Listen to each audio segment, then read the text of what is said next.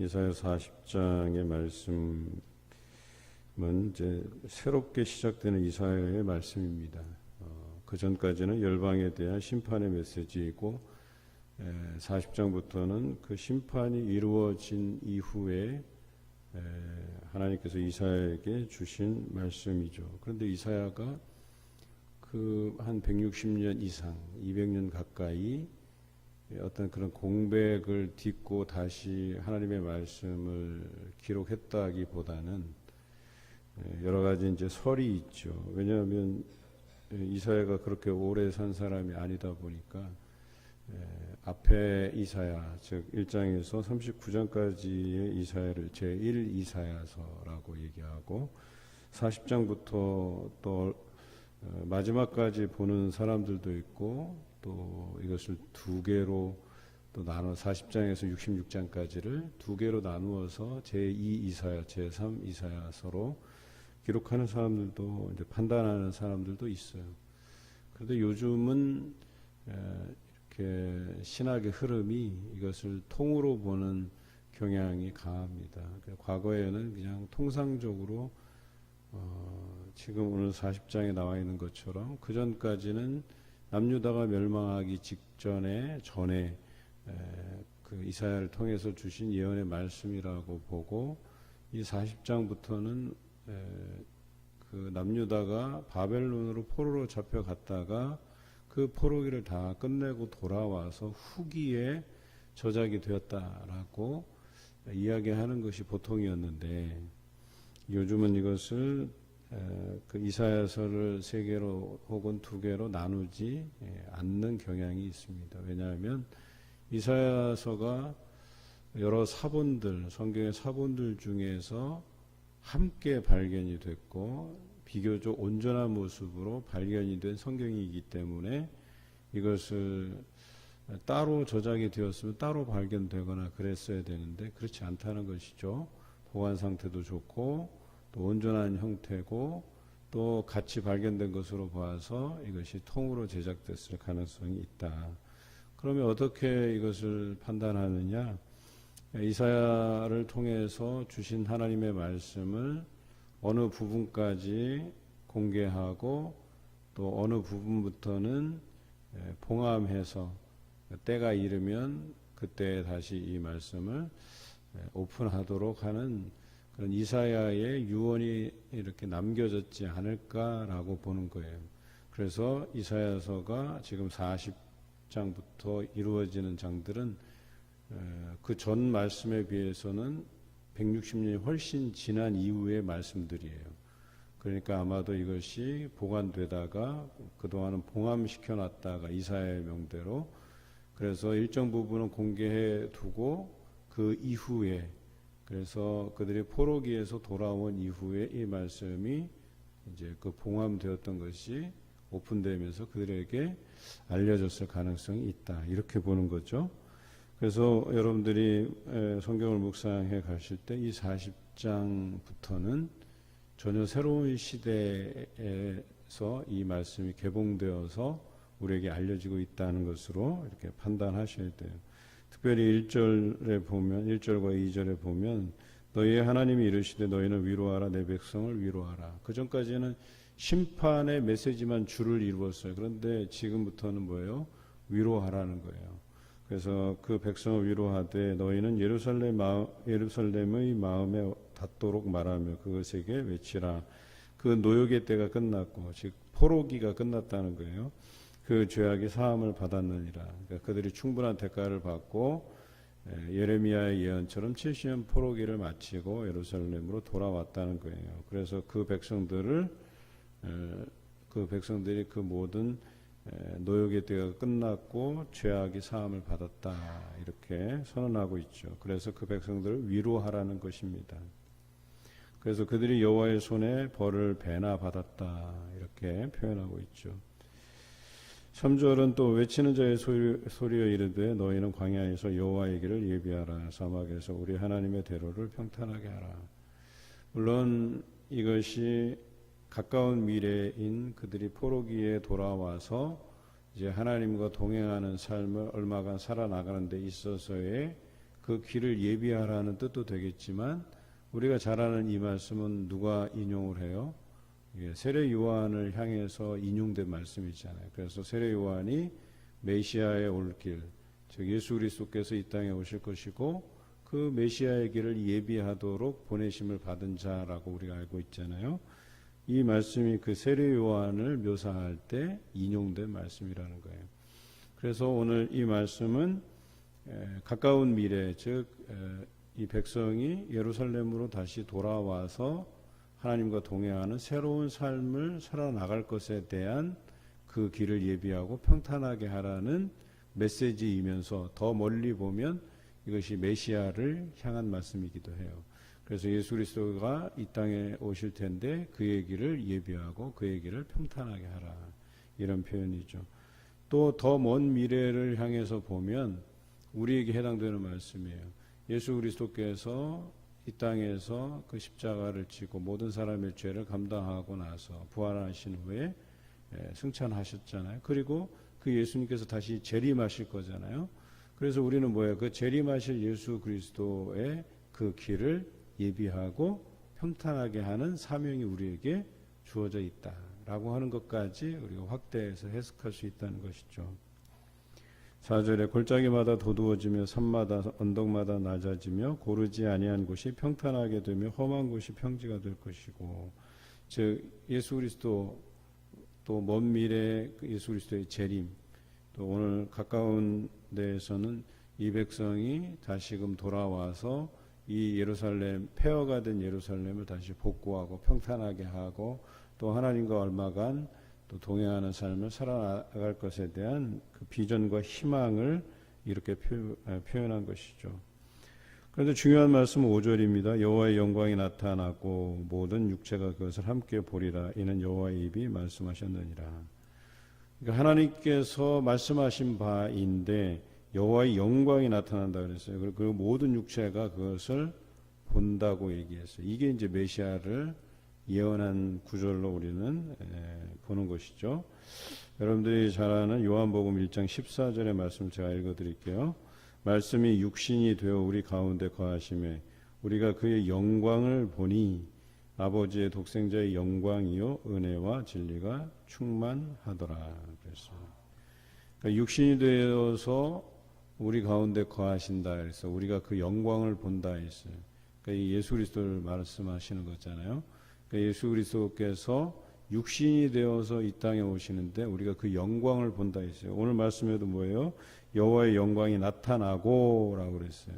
그리고 모든 육체가 그것을 본다라고 했어요. 이게 예수 그리스도를 상징하는 거예요. 그러니까 예수 그리스도가 이 땅에 오실 것이고 육신을 입고 그리고 그 영광을 우리가 본다라는 표현을 했잖아요. 그러니까 앞에서 엄밀히 따지면 또 세례 요한이 그 길을 평탄하게 할 것이고 예수 그리스도께서 그 길을 통해서 이 땅에 오실 것이다 라고 하는 것을 예언한 말씀으로 우리가 해석해도 큰 무리가 없다라고 하는 것이죠. 자, 그럴 때 우리가 소위 말해서 그런 예수 그리스도를 예비하면서 세례 요한이 그 길을 닦았던 것처럼 또 먼 미래에 우리가 예수 그리스도의 그 재림을 기다리면서 그 앞길을 우리가 평탄하게 하고 예비하는 차원에서 우리가 해야 될 것이 바로 그것이다라고 얘기하는 것이죠. 그런데 3절, 6절 또 9절에 보면 힘써 소리를 높이라, 외치라 뭐 이런 말씀들이 있어요. 이것이 이제 우리의 삶의 자세를 이야기하고 있는 것이거든요. 그냥 3절에서 5절 말씀만 볼 때는 세례 요한이 메시아인 예수 그리스도를 예비하고 준비하고 그리고 예수님께서 육신으로 이 땅에 오신 것이고 우리에게 그 영광을 보이셨다라고 하는 것으로 마무리 지을 수 있겠지만 지금 3절, 6절, 9절에 외치는 자의 소리여 말하는 자의 소리여 또 너는 힘써 소리를 높이라 이런 걸 보면 우리에게 어떤 삶을 요구하시는 거거든요.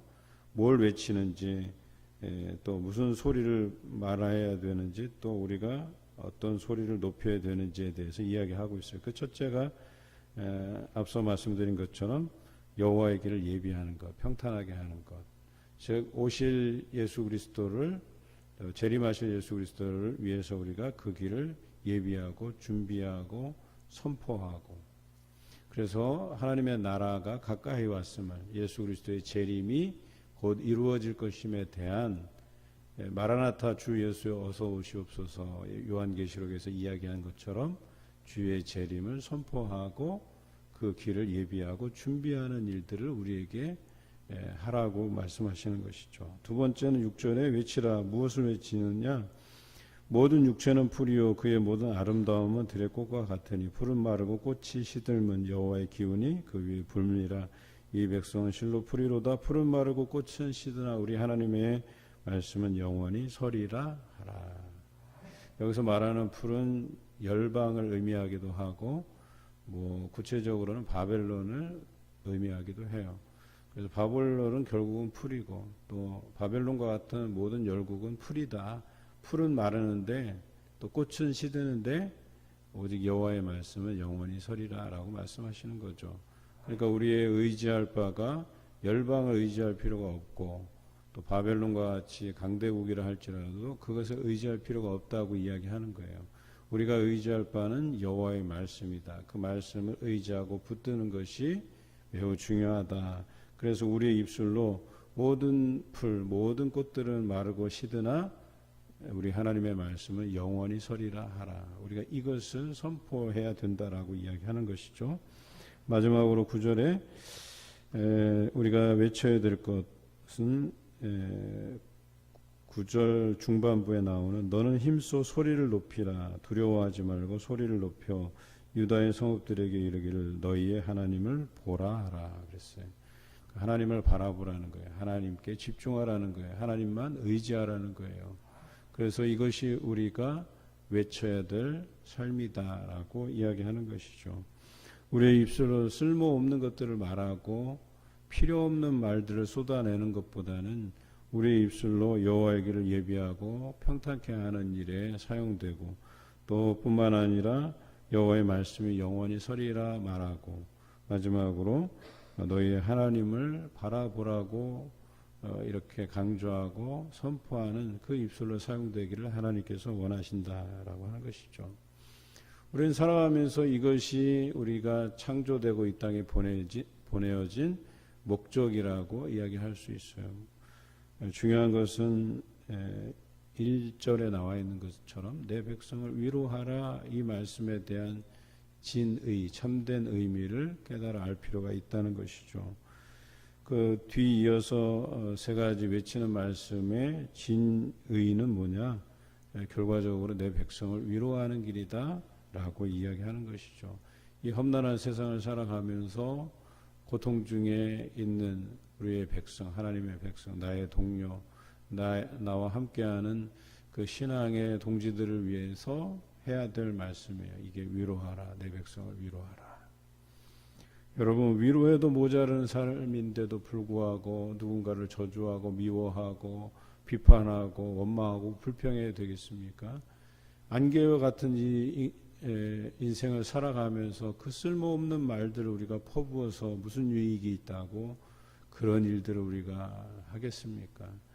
여러분, 오실 메시아를, 오실 예수 그리스도를, 재림하실 예수 그리스도를 우리가 기다리고 그를 위해서 하나님의 나라를 선포하고 또 하나님을 보라고 하나님의 말씀이 영원할 것이라고 선포하는 이 일을 하는 것도 시간이 빠듯한데 우리가 허탄한 것에 마음 두고 그것을 놓고 왈가왈부하고 그런 것이 과연 옳은 삶이냐?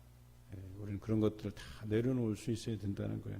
그저 우리가 할 수 있는 일이라면 내 백성을 위로하는 것, 하나님의 그 백성들을 위로하는 것, 그들을 격려하는 것이 우선되어야 된다라고 하는 것이죠. 12절부터 마지막 절까지는 그 무엇과도 비교될 수 없는 그 하나님의 위대하심에 대한 이야기들을 해요. 그리고 특별히 우상에 대한 이야기들을 이 이사야서에서는 구체적으로 다룬 바가 잘 없어요. 그저 그냥 우상을 섬겨서 그들이 심판의 자리에 놓였다라고 하는 어떤 간단한 언급 외에는 잘 없는데 오늘 이 40장에는 그 우상들과는 비교될 수 없는 그 하나님의 위대하심에 대해서 굉장히 강조를 하고 있어요.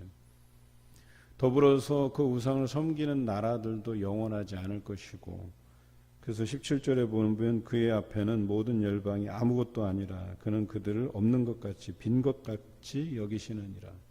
그러니까 하나님께서 역사를 주관하시다 보니까 이 땅에 살아가는 그 열방들, 또 그 열방들이 섬기는 우상들, 이런 것들은 하나님 앞에 아무것도 아니라는 거예요. 그냥 없는 것 같이, 빈 것 같이 여김받는 것이 된다라는 거예요.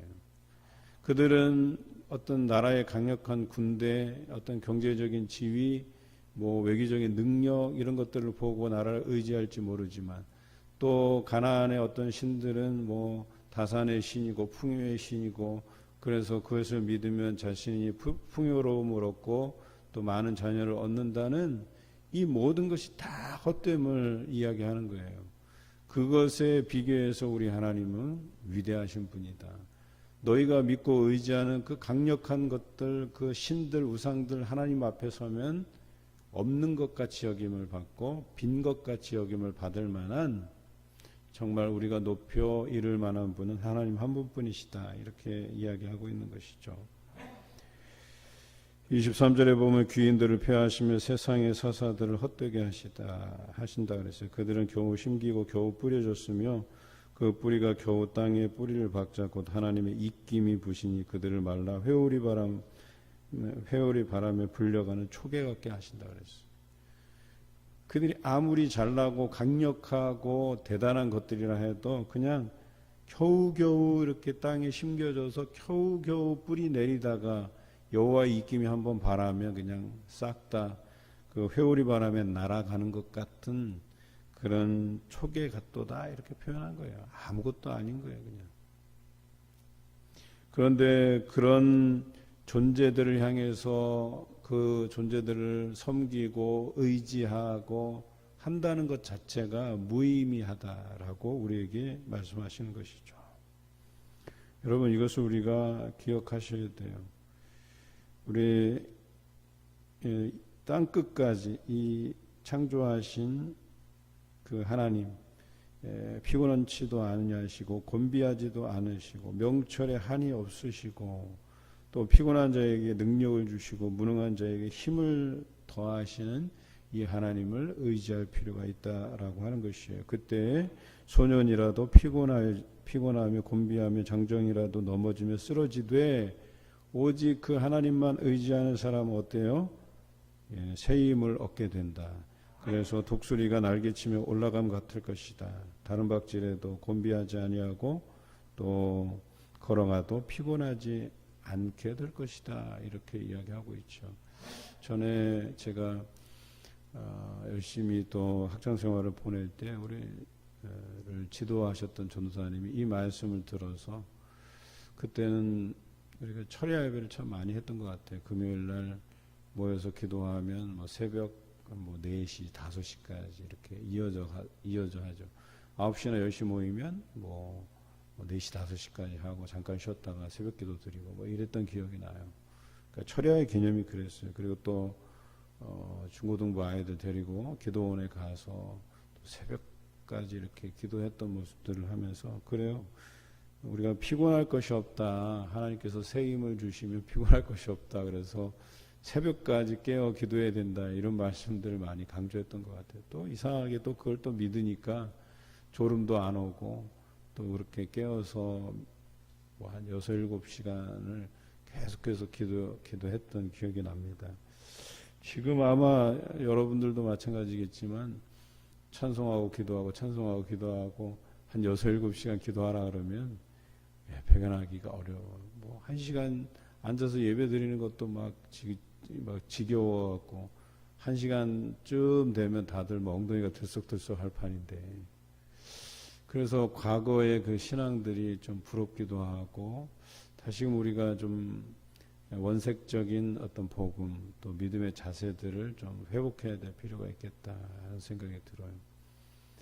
그래서 요즘 고민이 들어요. 뭐 우리 항존직 표선자들에게 제가 레디컬 투게더라는 책을 읽고 독후감 써내시도록 이렇게 과점을 드리지만 그 책에도 보면 우리의 과거의 그 원색적인 신앙의 모습, 그러니까 그것들을 회복하면 좋겠다 하는 그런 내용들을 거기에 다수 이렇게 기록하고 있는데, 우리도 마찬가지로 저는 그런 생각을 해봐요. 언제 우리가 날을 한번 잡아서 그냥 이번에는 이제 코로나 때문에 많은 것들이 어려운 상황이라서 못 해봤지만 하루 1일 영성 수련회를 잡아서 그냥 오전부터 그냥 오후까지 교회에서 점심도 드리고 저녁도 드리고 그래서 하루 종일 말씀을 살피고 또 기도하고 막 이런 수련회를 해봄직하다 하는 생각이 들어요.